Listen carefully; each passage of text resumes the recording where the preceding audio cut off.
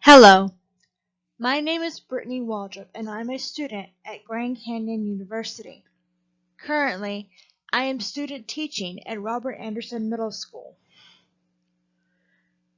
One of my assignments for Grand Canyon is to create a mock-up IEP. Please note that for this assignment, the student's name, as well as other individualized portions such as annual goals, have been fictitiously created and are to be used for example purposes only.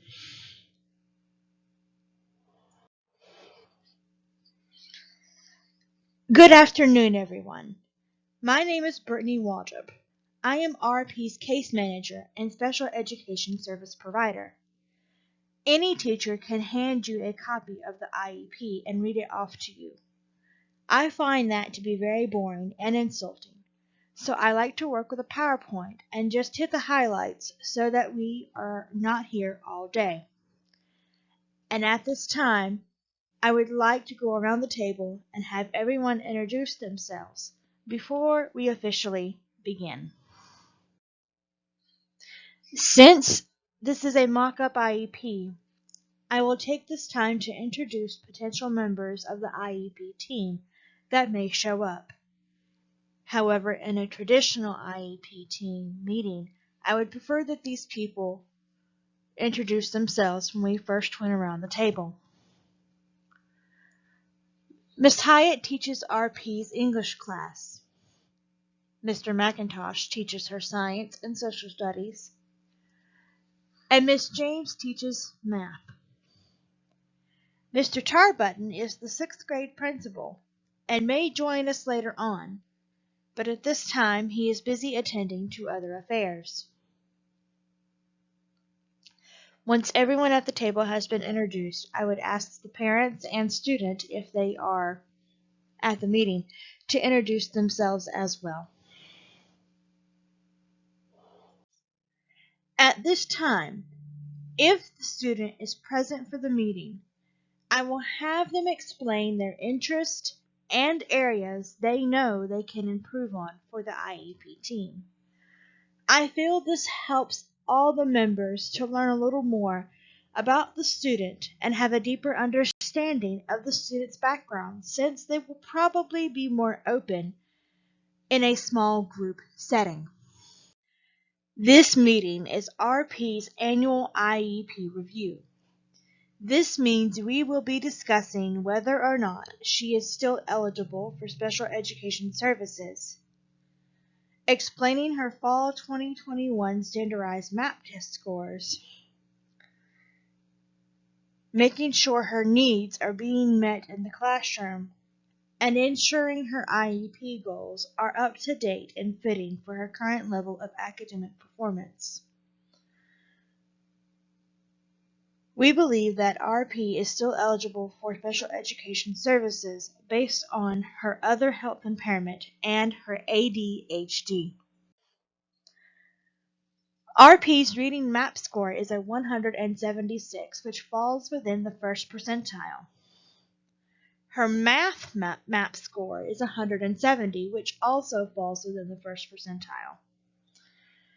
Her language MAP score was unattainable because she did not take it in the fall of this year. Are there any questions about the MAP testing scores and what they mean? If there are any questions by the parents, such as what is the percentile, what is the MAP testing, I will take this time to clarify anything before moving on.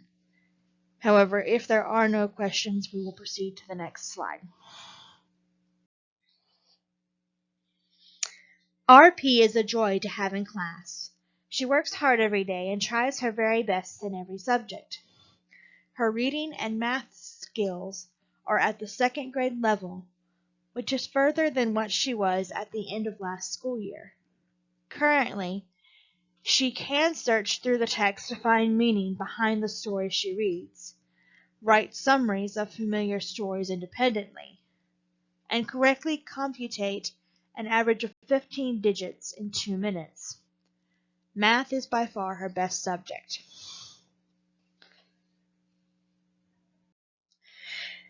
However, RP does struggle with inferential reading comprehension, as well as constructing written responses and revising her written work. As far as math class is concerned, her only issues are mixed operations and regrouping. Based on RP's struggles in the classroom, the following goals have been created for her this year. RP will answer literal and inferential text comprehension questions orally or in writing, citing specific text evidence to support her answers. She will compose a one-paragraph written response that includes a topic sentence, 5 detailed sentences, and a concluding sentence that demonstrates the use of the cup strategy to check for grammar mistakes. And she will complete a minimum of 22 correct responses on 3rd or 4th grade level probes that include mixed sets of single and multi-digit addition, subtraction, multiplication, and division equations that may or may not include regrouping by the end of the IEP period.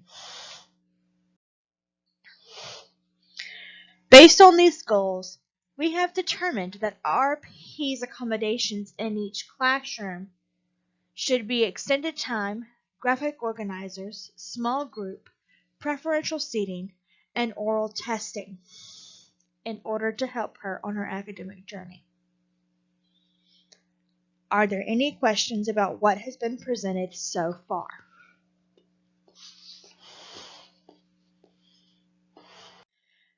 The Individuals with Disabilities Education Act, or IDEA, mandates that all students with disabilities are placed in the least restrictive environment, or the LRE.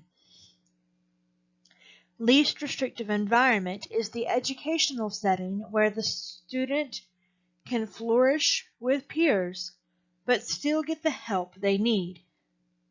We believe that RP's least restrictive environment should be the general education classroom with 2 teachers available for assistance each day, the general educator for a full class period, and the special educator for half a class period.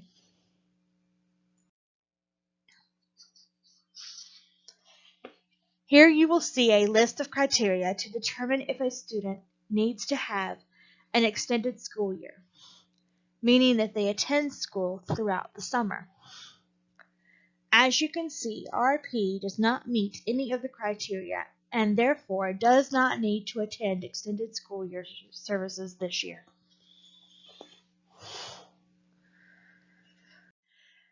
At this time, I would hand out a copy of the Procedural Safeguards Handbook or a paper that provided the online link and have the parent contact me through the school if they had any questions regarding any of the information presented there. I would then ask everyone at the table if there were any questions or concerns and address them as needed. Finally, I would thank everyone for coming and remind them to sign the IEP documentation before leaving.